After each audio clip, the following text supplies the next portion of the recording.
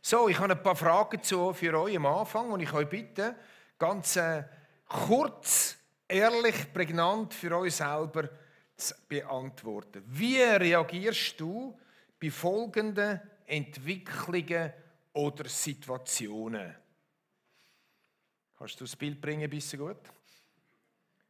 Wie reagierst du, wenn die ethischen Werte in unserem, vielleicht bist du von einem anderen Land, in deinem Land sich auflösen? Wie reagierst du? Was denkst du? Wie handelst du? Wie redest du?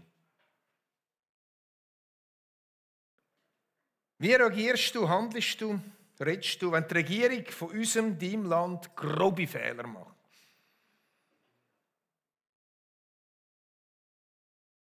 Wie reagierst du? Handelst, redest du? Wenn ein hoher Politiker, natürlich nicht von deiner Partei, zu Fall kommt.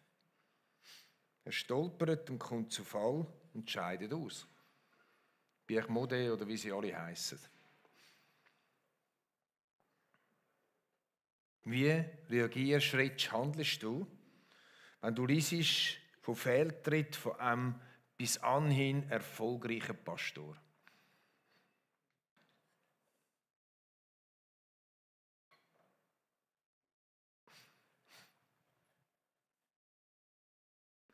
Wie reagierst du, wenn dein Vorgesetzte, deine Vorgesetzte, die du sowieso nicht so magst, wegen Fehlverhalten, plötzlich fristlos weg ist?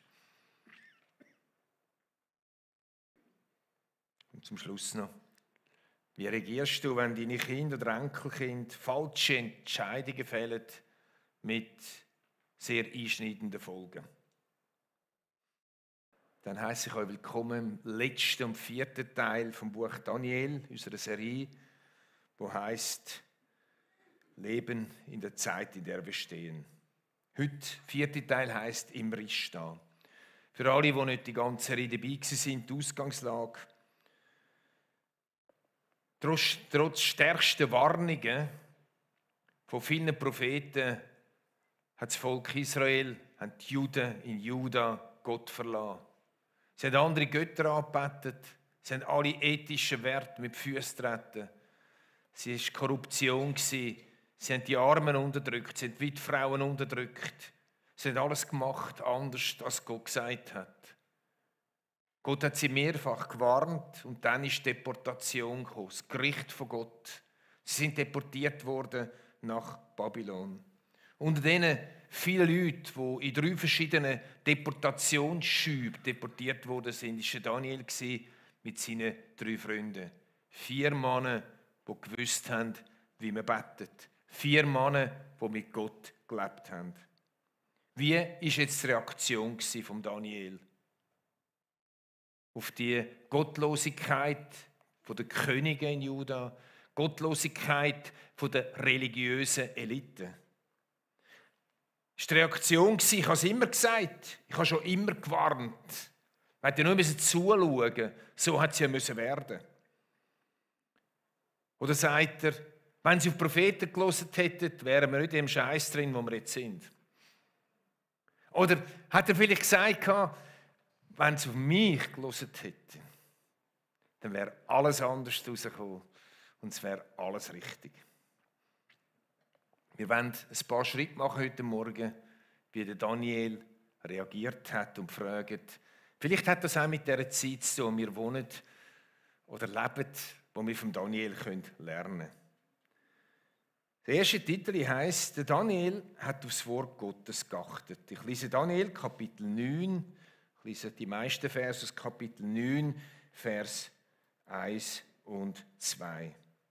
Im 1. Jahr des Darius, des Sohnes von Ahasveros, dem Stamm der Meder, der über das Königreich der Chaldäer König wurde. Also wird immer so eingemittet, in welcher Zeit, dass es gerade passiert ist. In diesem 1. Jahr seiner Regierung achtete ich, Daniel, in den Büchern auf die Zahl der Jahren, wovon der Herr zum Propheten Jeremia geredet hatte, dass Jerusalem 70 Jahre lang wüst liegen sollte. Der Daniel war etwa sagenhafte 80 gewesen. Weißt du, ist jemand da, der 80 ist? Coming out? Niemand? Fehlt? Gut. Daniel war etwa 80 und er hat immer noch das Wort Gottes studiert. Er hat immer noch auf Sachen geachtet, die ihn angesprungen haben. Und bei dem Studium hat er angesprungen, was der Prophet Jeremia vorausgesagt hat. Nämlich, dass die Deportation wird 70 Jahre dauern und dass dann wieder eine Rückkehr wird möglich sein, wie sich Gott über sein Volk wird erbarmen. Jetzt mit 80, verstehst du? Das Leben satt, super still, oder? Ausgesorgt. Auch noch für seine Familie ausgesorgt.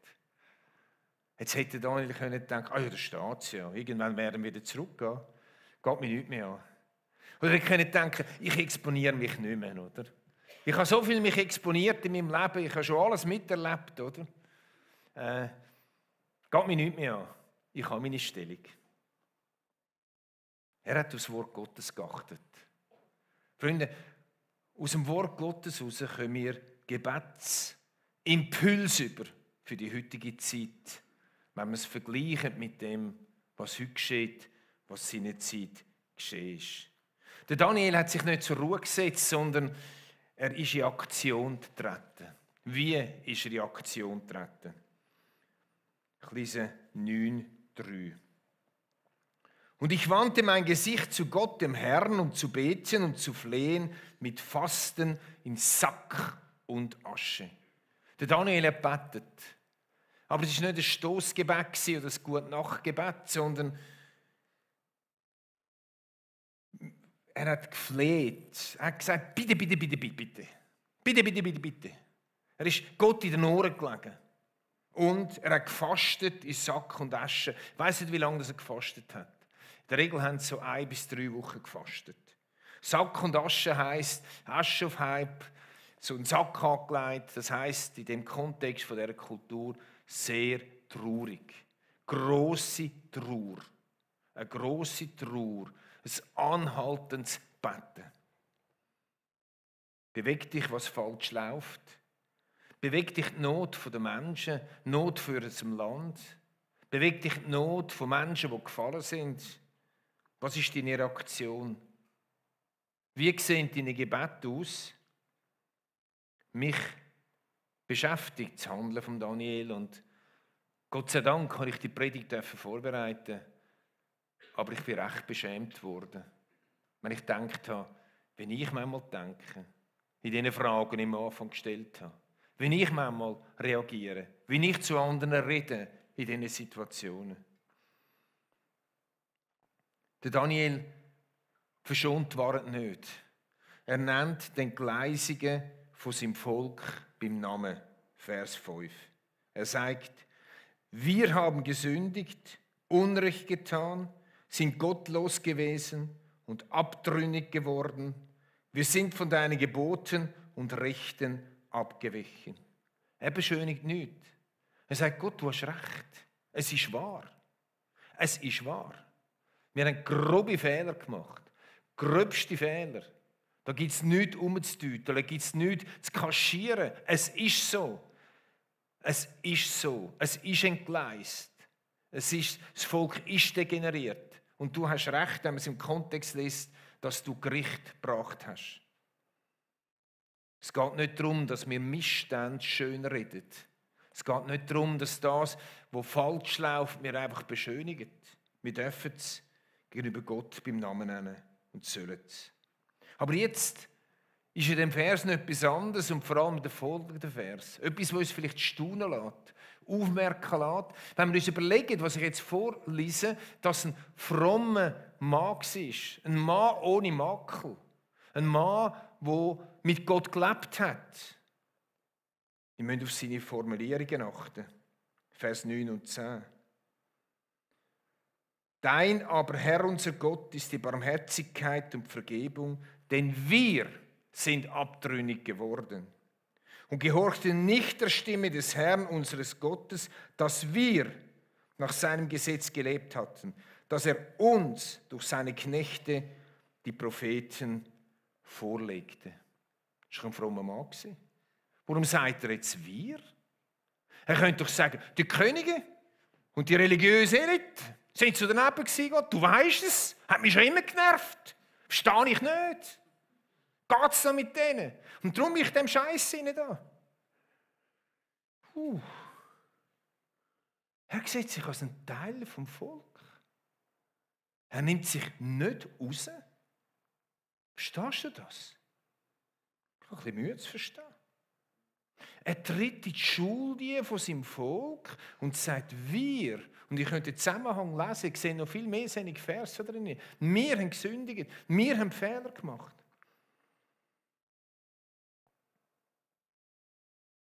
Wie lautet deine Gebet, wenn du über das redest mit Gott, der dich empört? Überheblichkeit, Besserwisserei. Und dann geht Daniel ein Stück weiter. Jetzt fängt Fürbitte an fürs Volk. Vers 18 und 19.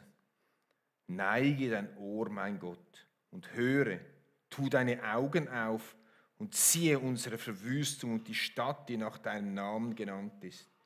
Denn wir liegen vor dir mit unserem Gebet, nicht aufgrund unserer Gerechtigkeit, sondern aufgrund deiner großen Barmherzigkeit. Der Daniel fängt an Fürbitte machen. Alles, was ich euch gesagt habe jetzt, ist eigentlich das, nach dem, wo Gott Ausschau haltet. Nämlich nach Menschen, die in Riss treten für das, was nicht gut ist. Menschen, die in Riss treten für andere Menschen, für leitende Menschen, für Geschäftskollegen, für Chefs, für Chefinnen, die straucheln, für ein Land, wo die christlichen Werte immer mehr untergehen. Warum weiss ich das, dass Gott die Menschen sucht? Aus dem Kontext, Zusammenhang der Bibel. Hesekiel 22,30 steht: Ich suchte unter ihnen, ob jemand eine Mauer ziehen und in die Bresche vor mir treten würde, wir nennen es Riss, in die Bresche vor mir treten würde für das Land, damit ich es nicht vernichten müsste, aber ich fand keinen. Gott sucht Menschen, die einen Riss treten. Vielleicht kannst du den Rissbild mal noch bringen. Gott sucht Menschen, die genau das machen. Er sucht dich und mich, die das tun. Und jetzt, wenn wir das Thema kurz verlassen, weil wir müssen noch einen Einschub machen. Das 10. Kapitel. Einschub, Kampf in der unsichtbaren Welt. Das in Risstreten von Daniel wird gehört. Und ich lese, wie der Engel Gabriel zu ihm kommt. Das ist immer noch Kapitel 9. Und dann, etwa 2 Jahre später, Daniel war vermutlich etwa 82, hat Daniel erneut 3 Wochen gefastet und gebetet. Und dann wird es geheimnisvoll. Spannend. Fast ein bisschen spooky. Kapitel 10, Vers 12 und 13.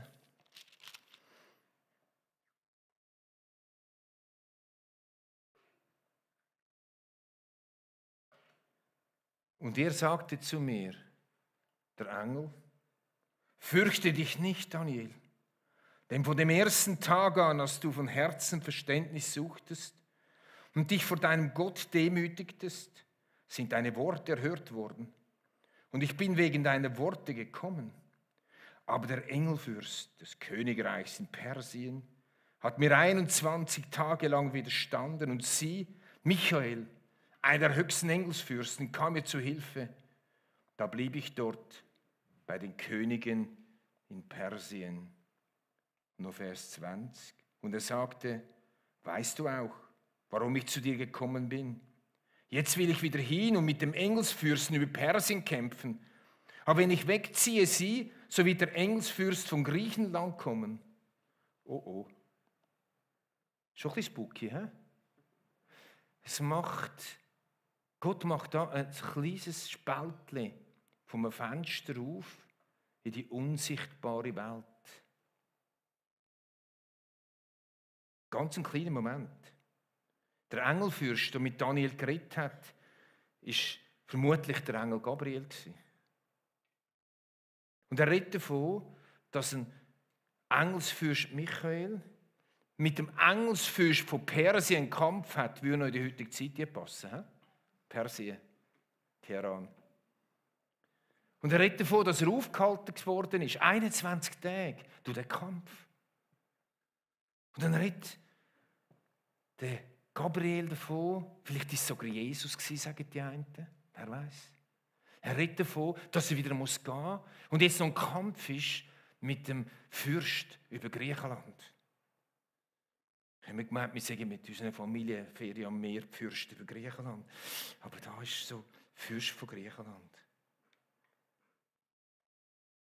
Da gibt es viel Material oder wenig Material für viel Spekulationen an Diskussion.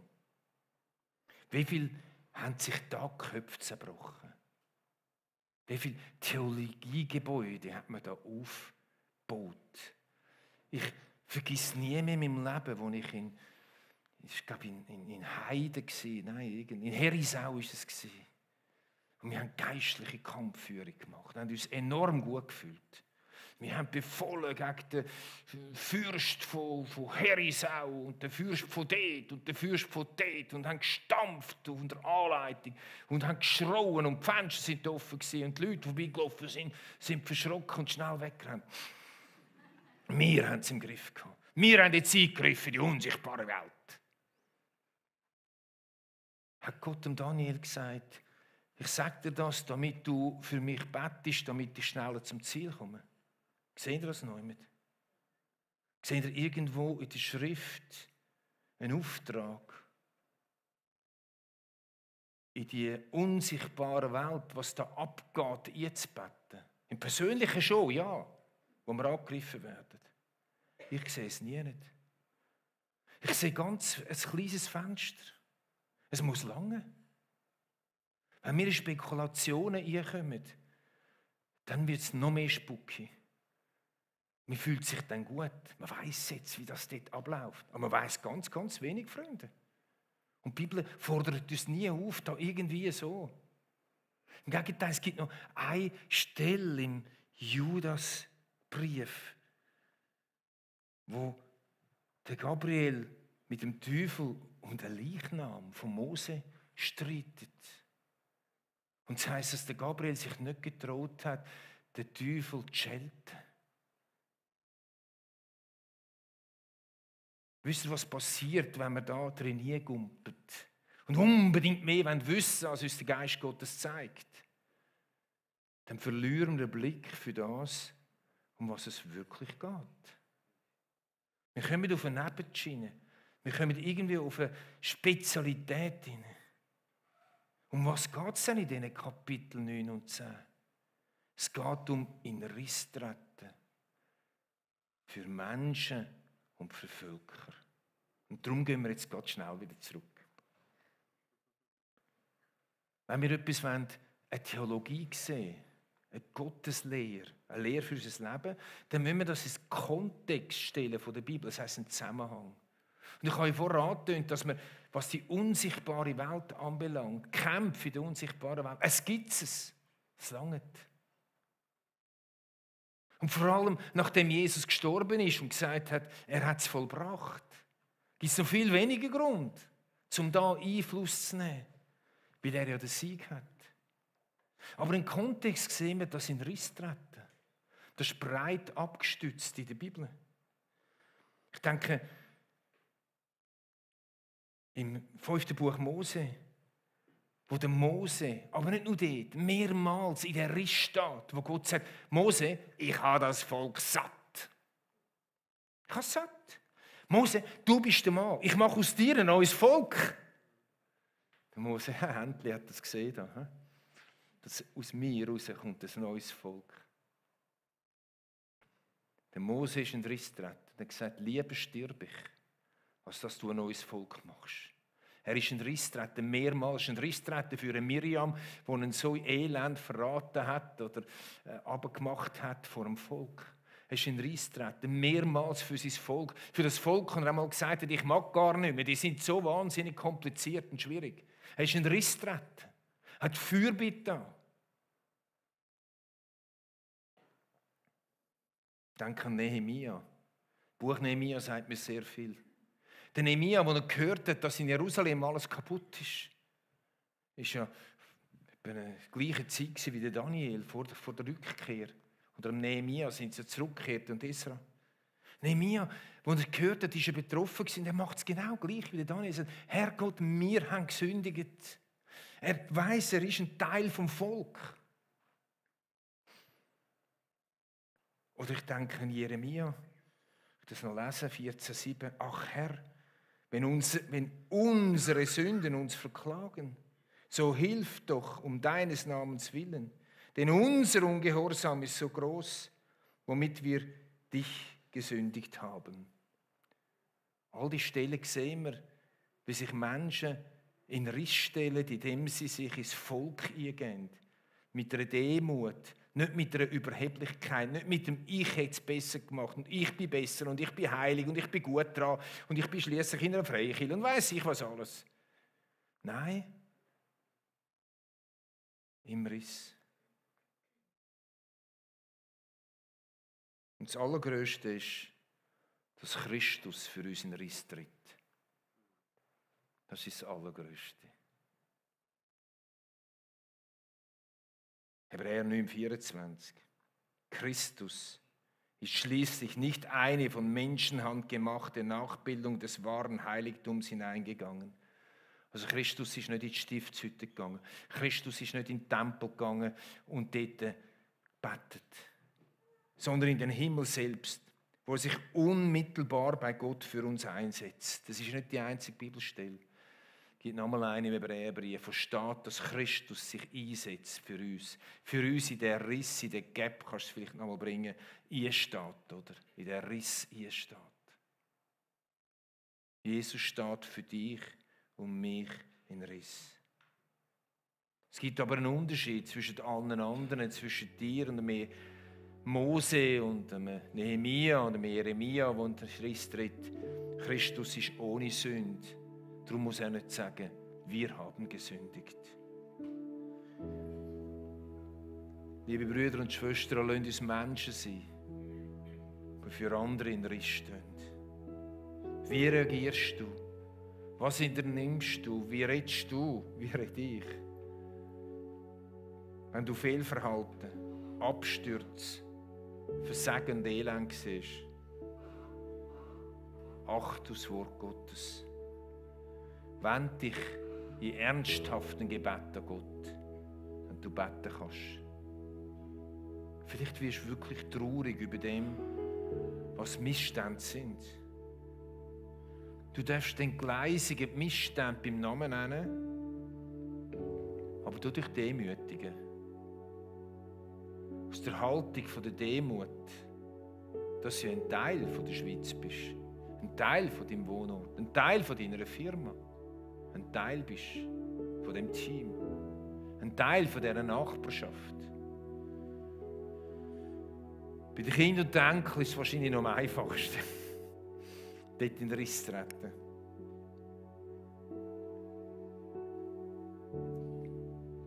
Gott sucht Menschen, die Fürbitte tun. Bring noch einmal das Bild bisschen gut. Ich finde es so fantastisch. Verstehst du, die Person steht nicht über dem Riss und schaut runter und sagt, ihr armen Schweinchen da unten, oder? Nein, die Person stellt sich rein. In die Kluft, in den Riss und will verbinden, will Brücke schlagen, wie Christus Brücke geschlagen hat für dich und mich. Für das muss man in Riss stehen.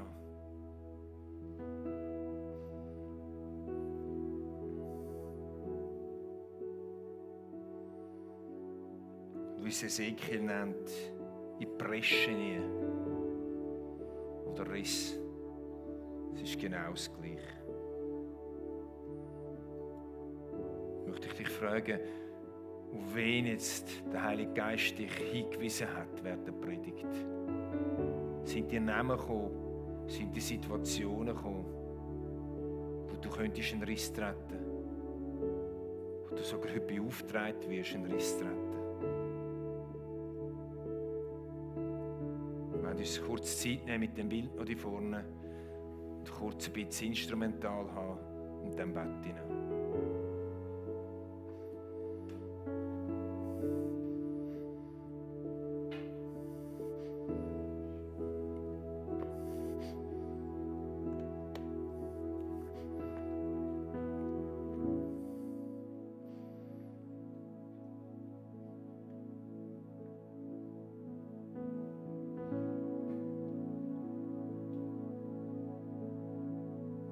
Ja, Jesus, es ist für mich gewaltig zu sehen im Wort, dass du für uns einen Riss stehst.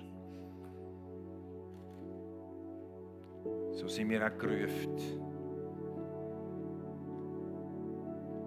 Gerufen in der Demut. Du weißt, wie wir Schweizer sind. Wie schnell wir uns enervieren, überheben.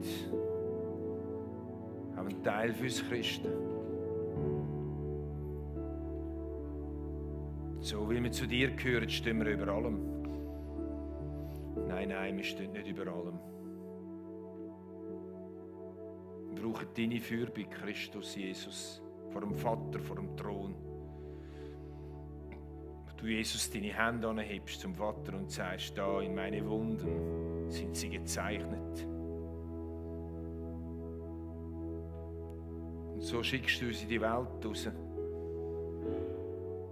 wo es so viel gibt, gerade jetzt, in dieser Zeit, sich zu aufregen. Von oben ab in den Riss schauen und sagen, ja, ja. Und du rufst uns heute, Jesus, mitten in die Risse zu stehen.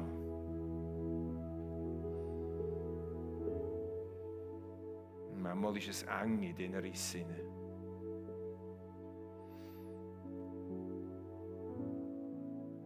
Heiliger Geist, zeig uns, wo Versagen da ist, wo Brüche da sind, wo Degenerierung da ist, wo Niedergang da ist, wo du es möchtest haben.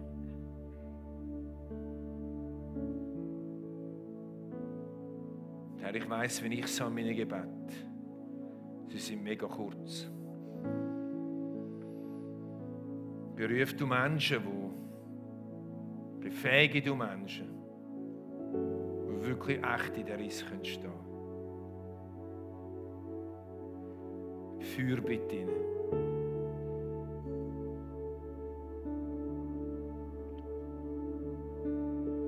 Jesus, am Kreuz hast du gesagt, vergib ihnen, sie wissen nicht, was sie tun.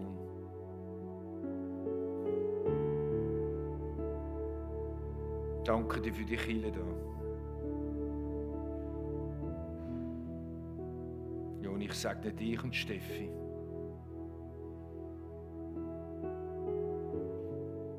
Sag neu als Älteste. Sag neu als Glieder von dieser Kirche.